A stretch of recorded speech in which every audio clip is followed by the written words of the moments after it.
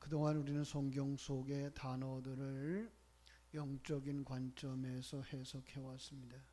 오늘은 많은 단어들 속에서 자유라고 하는 단어와 종노릇이라고 하는 단어를 함께 묵상하려고 하는 것입니다. 13절 이렇게 말하죠.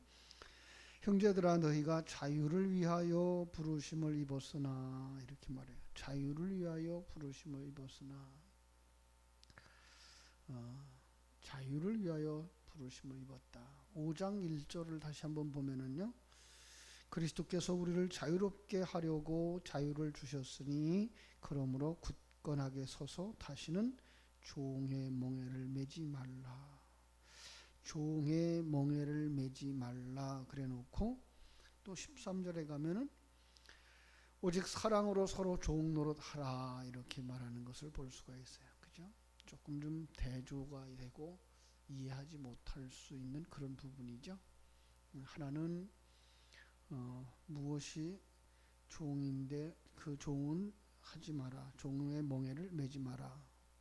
그리고 하나는 무엇이건데 서로 종노릇 하라 라고 할 수 있을까 이거죠. 기억하실지 모르겠는데요. 2장 4절에서도 그런 말씀을 했어요. 거짓 형제들, 그들이 가만히 들어온 것은 그리스도 예수 안에서 우리가 가진 자유를 엿보고 우리를 종으로 삼고자 함이니라 그랬어요. 앞뒤 문장을 보면서 우리는 갈라디아서에서 그 자유라는 단어가 무엇을 의미하는지 우리는 살펴볼 수 있어야 할 것입니다. 5장 1절을 설교할 때 아마 기억이 날지 모르겠는데요. 이것은 비유다라고 말씀을 했어요. 그래서 여기 나오는 단어들 그 자체가 우리가 생각하는 그런 해석할 수 있는 것들이 아닌 정말 성경이 가지고 있는 그러한 의미들이 담겨져 있다는 것을 문맥을 통해서 우리가 보아낼 수 있어야 하는 거죠. 이것은 비유다라고 말하면서 이런 얘기를 했죠. 그 두 아내, 아브라함의 두 아내, 그리고 그들이 낳은 두 아들의 탄생과 성장, 그리고 두 세력의 갈등을 통해서 성도 안에 일어나고 있는 옛사람과 하나님의 생명으로 태어난 새사람, 그 두 존재의 갈등을 보면서 하나님이 아브라함에게 부탁하신 말씀, 여종과 그 아들을 내쫓으라 그랬어요.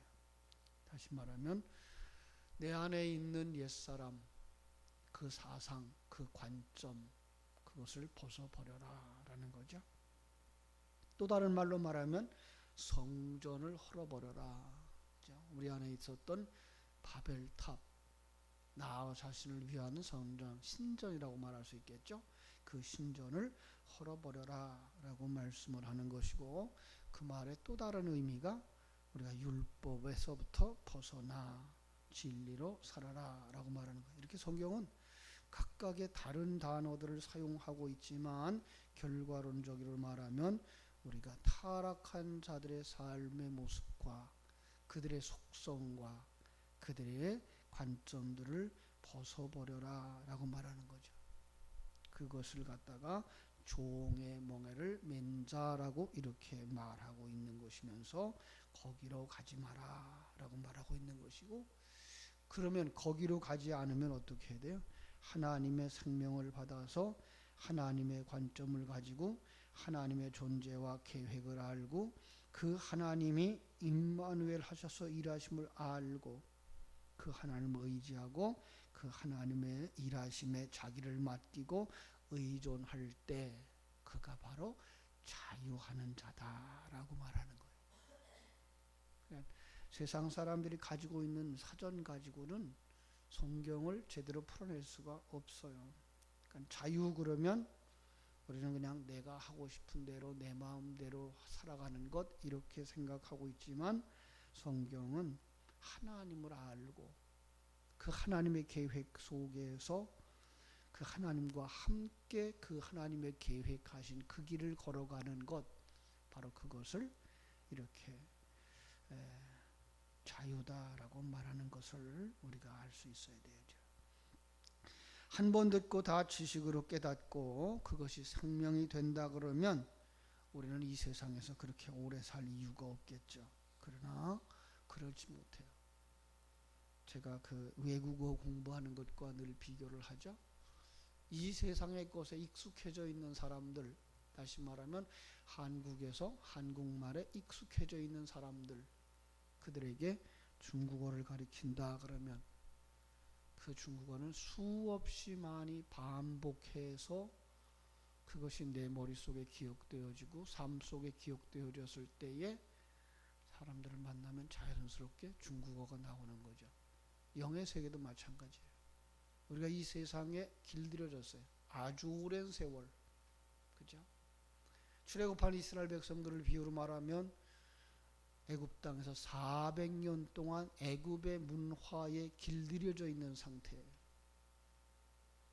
바벨론 포로되었던 사람들의 상황과 비교한다 그러면 바벨론에서 70년 동안 아예 거기 정착해서 이제 먹고 살 만큼 거기에다가 땅에 뿌리를 내리고 사는 사람들이에요. 거기서부터 나오라. 그 사상에서부터 나오라. 그냥 그 장소 이동만 같으면 그렇게 어렵지를 않아요. 장소 이동만 같으면 애굽에서 나오고 그냥 광야를 거쳐서 가나안에 들어가면 돼요. 그런데 거기 속에는 사상의 변화, 관점의 변화, 그리고 주인이 바뀌어지는 그 상황이 그 안에 담겨져 있기 때문에 이게 쉽지 않은 거예요. 계속해서 어디로 돌아가려고 그래요? 한국말로 돌아가려고 그래요. 중국말을 배워서 중국말을 하다가도 그저 한국말로 돌아가려고 그래요. 외국어를 배웠는데 그게가 내 속에서 정말 삶으로 누려지지 아니하면 우리는 곧바로 한국말이 도로 나오는 것처럼 우리는 다시 옛사람의 관점으로 돌아가려고 하는 거예요. 이게 지금 갈라디아서를 쓰고 있는 이유라 그랬어요. 그죠?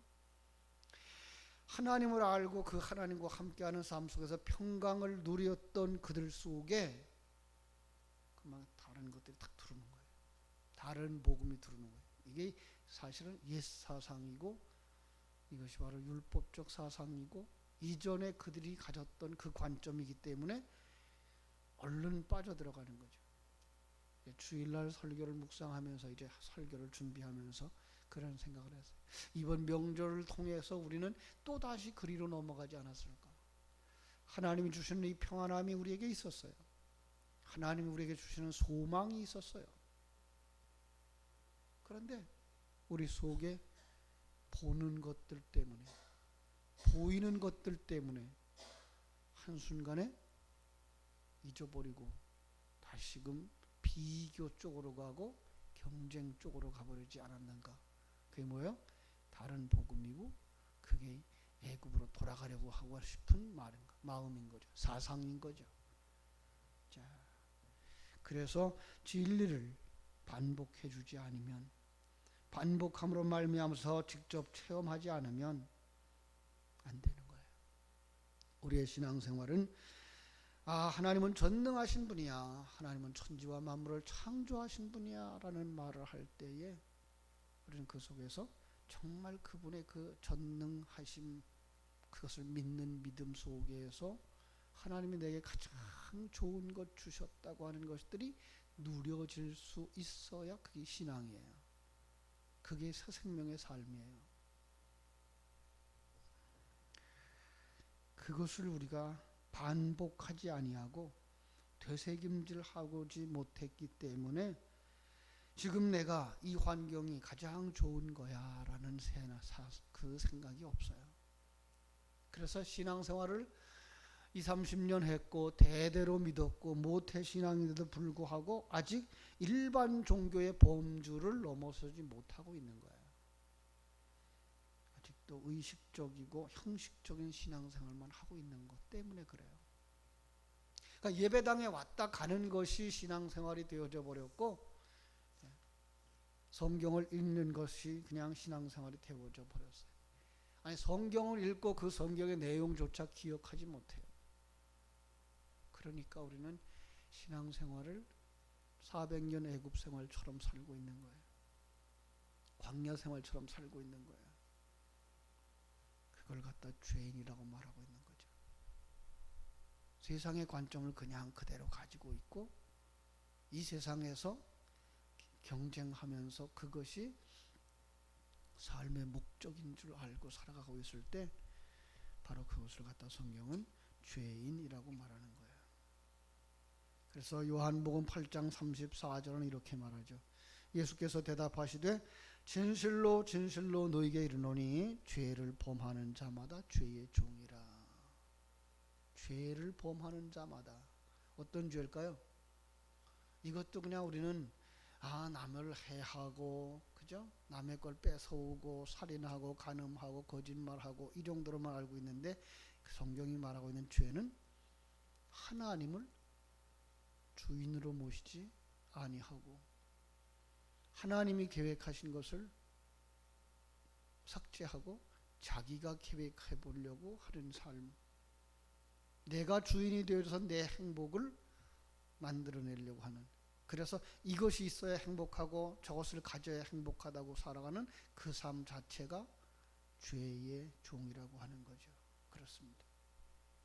그걸 사람을 에베소서 2장에서는 죽었다라고 말하죠. 죽었던 너희를 이르죠. 죽었다라고 말하고 있고요. 그죠? 세상 풍조를 따르고 공중 권세 잡은 자를 따르는 삶이라고 말하고 있고요. 육체의 욕심을 따라 지내며 마음과 육체가 원하는 것을 하는 본질상 진노의 자녀들이라고 말하는 거죠. 그렇습니다. 그렇게 살아가는 인생을 5장 1절에서 뭐라 그래요? 종의 멍에를 맨 사람, 사단의 종, 죄의 종. 그래서 사단에게 먹힌 육체, 옛사람의 욕심과 욕망을 따라 살고 세상 풍조를 따라 사는 그들, 소경이고 죽은 자고 안전뱅이고, 그죠? 그래서 13절은 그렇게 말하는 거예요. 형제들아 너희가 자유를 위하여 부르심을 입었으나, 우리는 거기서부터 벗어났다라고 말하는 거예요. 그리스도께서 우리를 자유롭게 하려고 자유를 주셨으니 5장 1절이죠. 그러므로 굳건하게 서서 다시는 종의 멍에를 매지 말라. 자유를 주셨다라고 말하면서, 그죠? 우리가 거기에 얽매이지 마라라고 말하는 거예요. 자, 조금 좀 우리가 혼란해요, 그죠?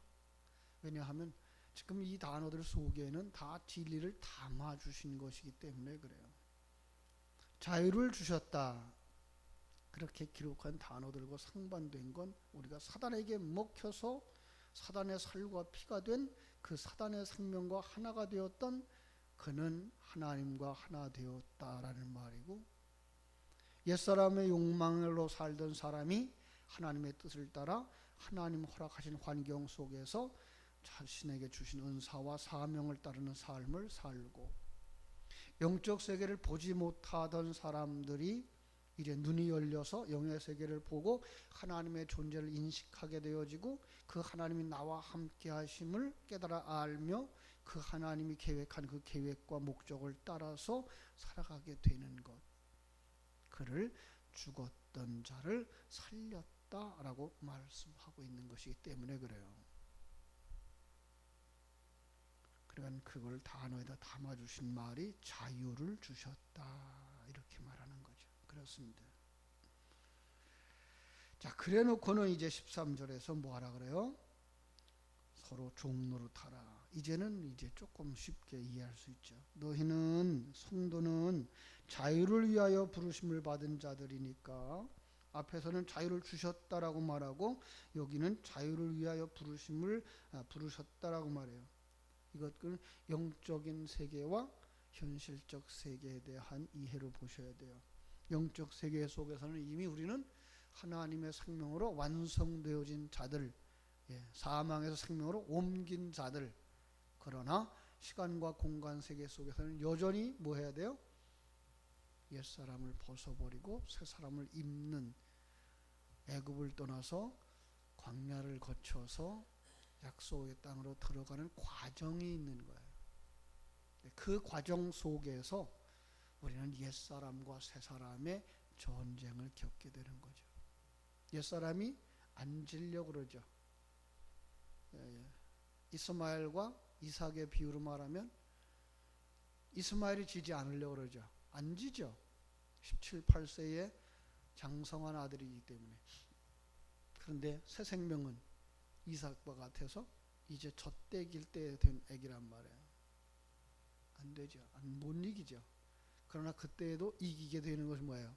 진리와 생명의 말씀이 우리 안에 들어와서 하나님의 명령이 우리 안에 들어와서 이삭과 하갈을 내쫓으라 라고 말했고, 가나안 땅에 들어가거든 남녀노소 불문하고 다 진멸하라 했던 이유가 바로 우리 속에 있는 옛사람, 옛사상 그 관점을 다 벗겨버려라 라고 얘기하고 있는 것이기 때문에 그런 거죠.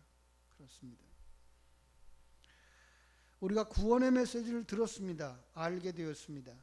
그런데 그것으로 완성되어지는 것이 아닌 그것을 계속해서 반복함으로 말미암아 자연스럽게 외국어가 삶 속에서 누려지고 이제는 한국말을 잊어버리고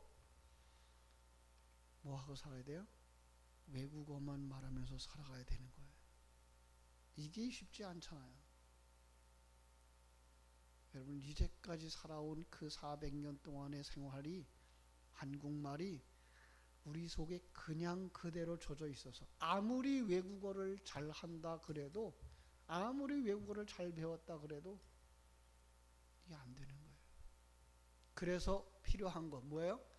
대대로 예수를 믿어야 되는 이유가 거기 있는 거예요. 정말로 이렇게 대대로 예수의 생명을 누린 사람, 내가 억지로 영어를 배웠어요. 그런데 내 자녀를 영어 배움권으로 데리고 가서 그들과 함께 영어를 가르치면 내 자녀가 어떻게 되어져요? 그때는 영어를 말하는 아이가 되는 거죠. 그래서 어렸을 때 언어가 바뀐 애들은 평생을 또 한국말을 잃어버리고 살 수도 있어요. 자기가 영어권의 사람인 줄 알고 살아요. 이게 대대로 예수 믿어야 되는 이유예요. 그래서 지금 우리가 세대 통합 예배를 하자는 이유가 그거예요. 부모님들이 가진 그 신앙들이 자신들에게 흘러내려가야 돼요. 어른들이, 선배들이 누리는 그 풍성함과 그리고 그 예배가 자녀들에게 흘러들어가야 돼요. 다시 말하면 한국말밖에 모르는 사람들이 이제 영어를 하나하나 배우는 사람들이 영어를 말하는 사람들 속에 들어가서 이제 살게 하는 거죠. 그게 뭐예요? 세대 통합 예배의 주 목적인 거죠. 그렇습니다. 이것은 부모님이 절대적인 책임자예요. 부모가 영어를 말해줘야 되는 거예요. 그래야만 아이들이 영어를 말할 수가 있는 거예요. 참으로 그래서 이 시간과 공간 세계 속에서 생명을 가졌다는 것을 가지고 육체의 기회를 삼지 마라 라고 말하는 거죠. 그죠? 시간과 공간 세계 속에서 아직도 옛사람을 가지고 있는 공간 세계 속에서 완전히 구원이 완성된 것처럼 여기지 마라 라고 말하는 거예요. 우리는 이 세상에서 완전히 영어만 말하는 사람이 될 수가 없어요. 항상 영어를 말하지 않으려고 해야 되는 거예요. 이게 뭐예요? 세상 것을 보지 아니하려고 그러고 세상의 관점을 가지고 우리가 판단하려고 하지 않는 자리에 가야 되는 거예요. 그런데 우리에게 상당히 큰 도전들이 다가오죠. 그게 바로 명절이에요. 명절에 친척들을 만나는 순간, 다른 친구를 만나는 순간 우리는 그 속에서 예수 생명이 있는가 없는가를 보기보다는 얼른 보이는 그 사람의 외적인 것들, 부유함, 그가 가진 것, 그가 누리는 삶만 본단 말이에요. 그리고 또다시 자기를 봐요. 어떻게 봐요? 나는 뭐 했나? 그럼 그들 속에 있는 영적인 생명을 보면서 우리가 저는 이 영적인 생명을 누리지 못하고 살아가는구나.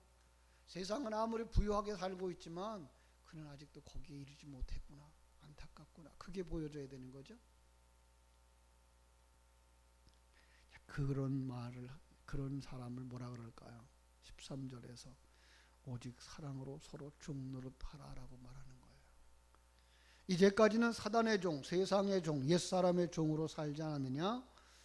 그것의 또 다른 이름이 뭐예요? 율법을 따라 살았고 세상적인 관점을 가지고 세상적인 판단 기준 가지고 살지 않았느냐?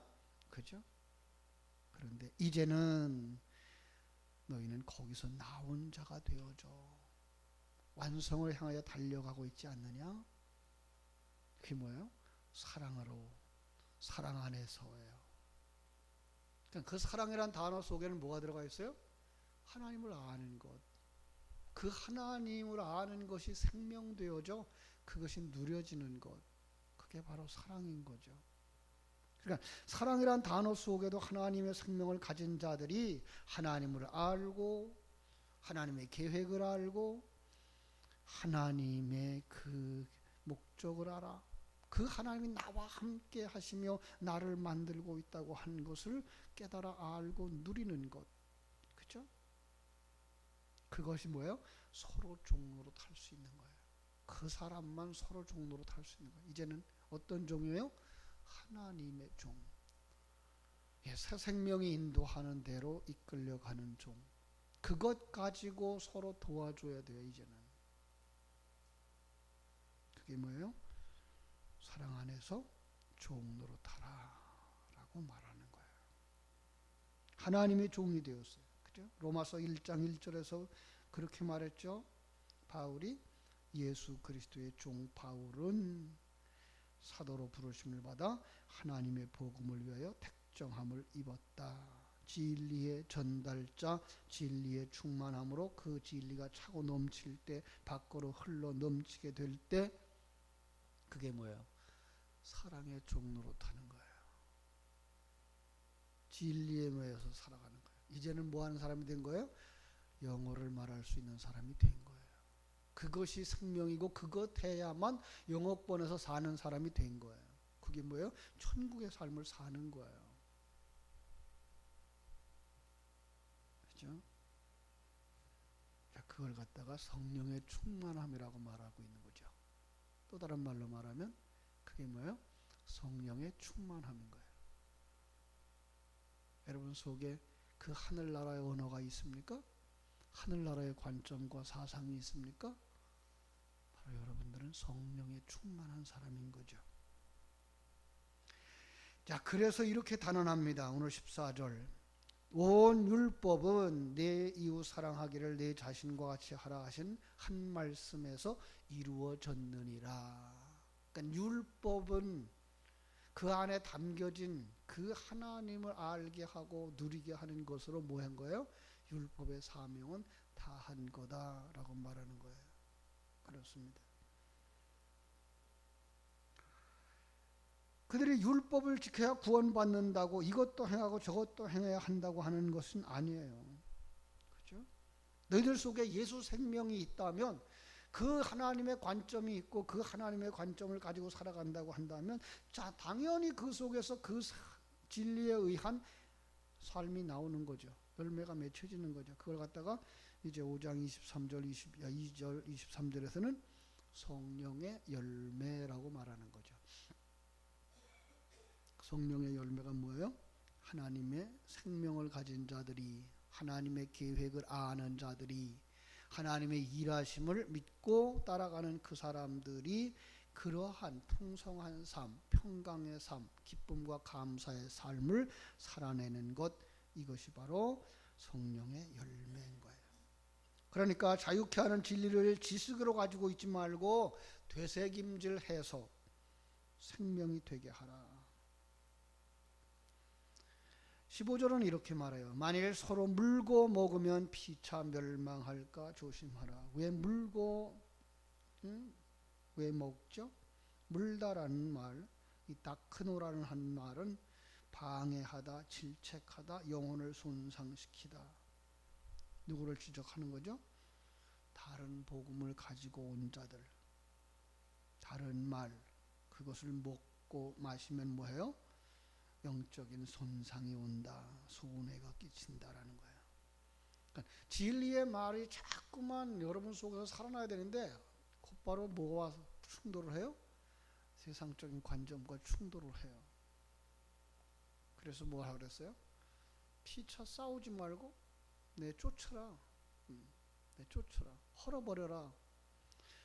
신전 안에다가 성전을 지을 수가 없으니까 헐어버려라 라고 말씀하고 있는 거죠. 그죠? 진리를 가진 자들, 생명을 가진 자들 이제 어떻게 살아야 될 거냐? 16절 이하에서 쭉 또 이제 설명을 할 거예요. 성령을 따라 행하라. 금년도 우리 교회의 표어였죠.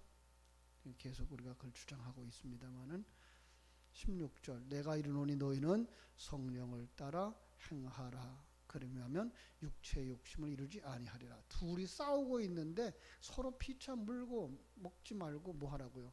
성령을 따라 행하라.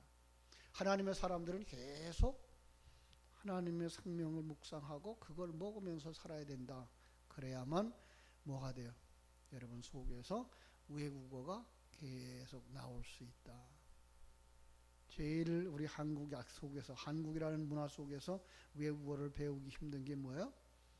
엄마 아빠가 한국말만 해요. 주변 사람들이 다 한국말만 해요. 그래서 영어가 안 늘어요. 외국어가 안 늘어요. 똑같아요. 이렇게 하나님이 주신 가장 좋은 환경 속에서 하나님이 주신 이 좋은 만남과 이 부딪힘 속에서 나를 만들고 계신 하나님을 보자라고 말하지만 집으로 돌아가서 텔레비전 앞에서 사는 순간 그들의 그 화려함 속에 부러움이 나오고 그들이 살아가는 방법을 따라가고 싶고 그냥 믿음으로 살았다고 생각하고 잘 지내왔는데 명절이 되어져서 친척을 만나는 순간, 친구를 만나는 순간 세상 것으로 또 비교하면서 내 속에 있었던 외국어가 죽어지는 거예요. 한국말이 너무나 많이 쏟아져 들어와서 똑같이 우리 영적인 새 생명이 빛을 발하지 못하는 거예요. 그러지 않기 위해서 우리 뭐 해야 돼요? 진리의 말씀을 이 새벽에도 묵상하면서 다시 한번 하나님의 존재에 대한 인식과 다시 한번 하나님의 일하심에 대한 것을 믿는 믿음 그리고 그 하나님과 함께 손잡고 가기 위해서 되새김질하는 하루 되어지기를 주님의 이름으로 축원합니다. 기도하겠습니다. 이와 같이 좋은 나무가 아름다운 열매를 맺고 못된 나무가 나쁜 열매를 맺나니 좋은 나무가 나쁜 열매를 맺을 수 없고 못된 나무가 아름다운 열매를 맺을 수 없다라고 말씀하신 주님. 성령의 열매는 성령으로 충만한 자들 속에서 맺혀질 수 있는 것입니다. 바로 거기에 나쁜 나무가 우리를 엄습해 들어오고 세상의 사상이 다른 복음이 우리를 미혹해서 세속적인 관점 가운데로 우리를 이끌어가려고 합니다. 그 속에서 우리가 믿음을 지킬 수 있기 원하오니 하나님 아버지 다시 한번 우리가 하나님의 존재에 대한 인식이 새로워지게 해주시고 그 하나님의 분명한 계획들이 우리 심령 속에서 확실하게 믿어지고 그래서 내 생명을 거기에 걸 수 있는 사람들이 되어지게 해주시고 하나님이 허락하신 이 좋은 환경 속에서 정말 하나님의 관점을 가지고 정말 보시기에 좋구나 라고 믿고 나아갈 수 있는 하나님의 사람들이 다 되게 하여 주시옵소서. 주께서 이 새벽에도 우리들에게 되새김질의 은혜를 허락해 주시고 오늘 하루도 일마다 때마다 시간 분분 초초마다 하나님을 경험하고 하나님과 교제하며 정말로 외국어를 계속해서 말함으로 말미암아 그게 우리들의 진정한 언어들로 회복되어질 수 있도록 우리를 축복하여 주시옵소서. 오늘 하루의 삶도 온전히 주님께 부탁드리며 거룩하신 예수님의 이름으로 기도하옵나이다. 아멘.